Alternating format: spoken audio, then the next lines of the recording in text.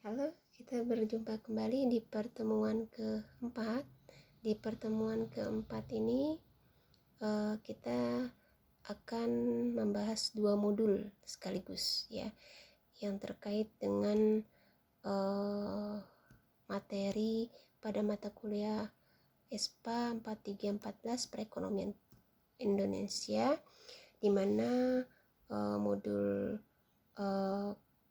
4 yaitu terkait dengan investasi dan perdagangan internasional Indonesia. Modul 5 adalah koperasi dan privatisasi di Indonesia. Masing-masing modul terbagi menjadi 2 kegiatan belajar.